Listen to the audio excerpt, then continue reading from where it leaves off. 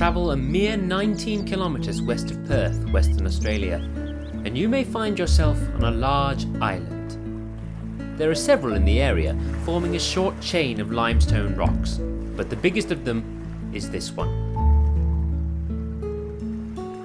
Cut off from the mainland by a rising sea level approximately 7,000 years ago, Rottnest Island stood alone, nigh untouched by man for all that time, until its discovery by Dutch sailors in the 17th century.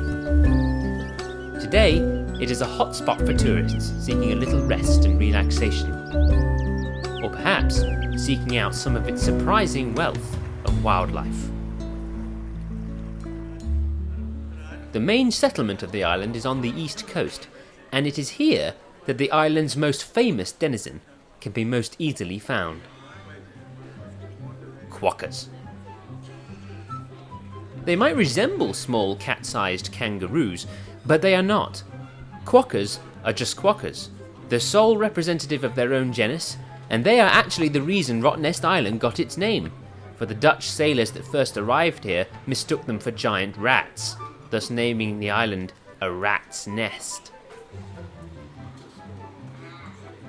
Like all marsupials, they raise their young in pouches, where they feed the infants on milk until they are old enough to venture out and try solid food. Unless they can reach solid food without leaving.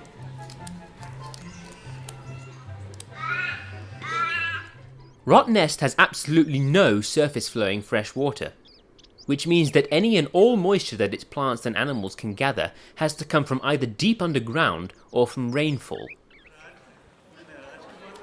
But quokkas have stomachs partially filled with bacteria, which break down the cellulose in their poorly fibrous diet to maximize the amount of food they can digest.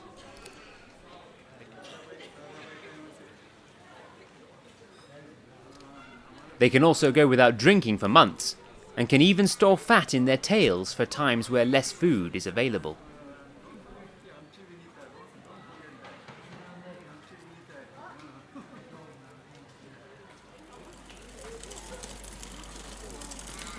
Quokka populations on the mainland have crashed significantly due to the introduction of foxes and habitat loss.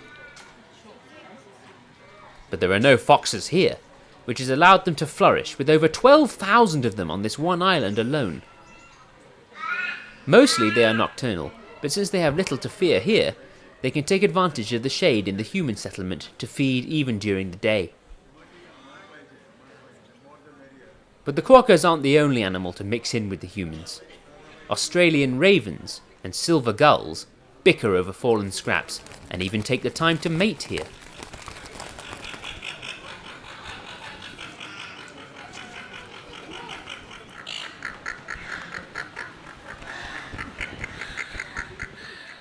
And another resident of the settlement might come as a surprise. An Indian peafowl. His kind were introduced to the island in the early 1900s, and there was once a population of over 50 here. But as they were not a natural species, conservationists have worked to relocate most of them elsewhere, to reduce their impact on the lives of the local species. But they are a part of the island's heritage, so 4 have been allowed to remain. Despite the absence of fresh water on the island, 10% of it is covered by a large cluster of shallow salt lakes just to the west of the settlement. And it is here that a large chunk of the island's bird life can be found. The lakes are full of brine shrimp, which provide food for many different wading birds, some of which travel all the way from Siberia and Alaska just to be here, such as this red-necked stint.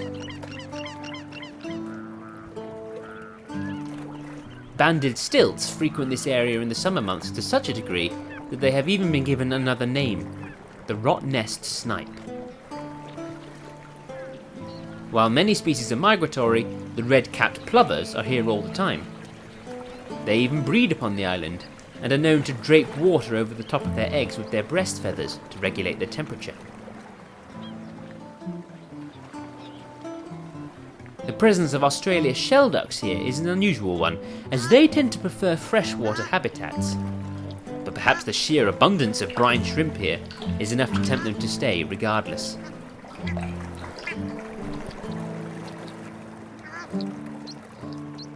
But wading birds aren't the only ones drawn to the water.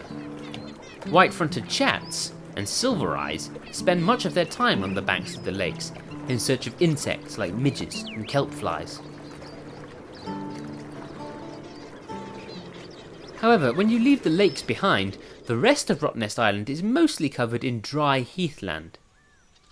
The vegetation is extremely dense, making it easy for all manner of creatures to hide themselves away.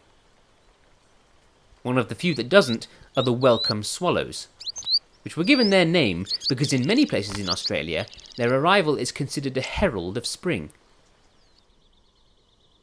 But they're not always a migratory species, and they can be seen on Rottnest Island all year round.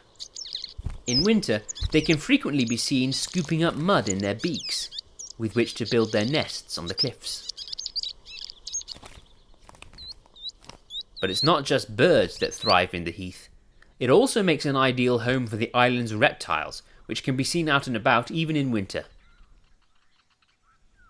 This king skink is taking advantage of the sunlight to warm himself up after a day of heavy rain. While most skinks have a generally carnivorous diet, they have more of a taste for vegetation.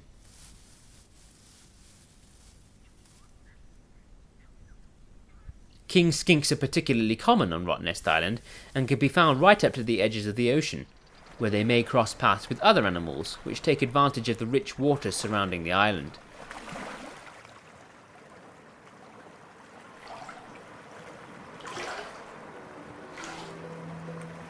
Seabirds throng the shores, and the island provides an ideal breeding site for many of them. And perhaps the most prominent is the osprey. Osprey are one of the most widespread birds of prey in the world, populating every continent except Antarctica. They build gigantic nests, known as stacks, on rocky outcroppings by the sea, which a single pair of birds may return to year after year after year.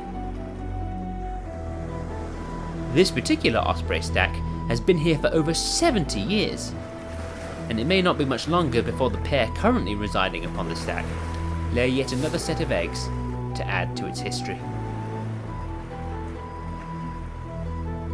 Ospreys feed almost exclusively on fish, and there are certainly plenty of them to be had. Enter the water, and in many places you can find yourself above a limestone coral reef. The waters around Rottnest are a hotspot for tropical fish, with a massive amount of diversity compared to waters just off the mainland. This is because the island is in the path of the Leeuwin Current, bringing warm water in from the north that allows many more species of fish to thrive. Which means that this is an ideal place for other, larger ocean-going animals to thrive as well. Like these New Zealand fur seals. On the exact opposite end of the island from the human settlement, these fur seals have formed a large colony at Cathedral Rocks and spend the majority of their day grooming themselves, playing, and even sleeping in the surf along the shoreline. They're capable of diving to a depth of 400 meters, deeper than any other species of fur seal. They have little need to do so here, as the surprisingly tropical habitat for such a southerly island practically gives them all the fish they need on a silver platter.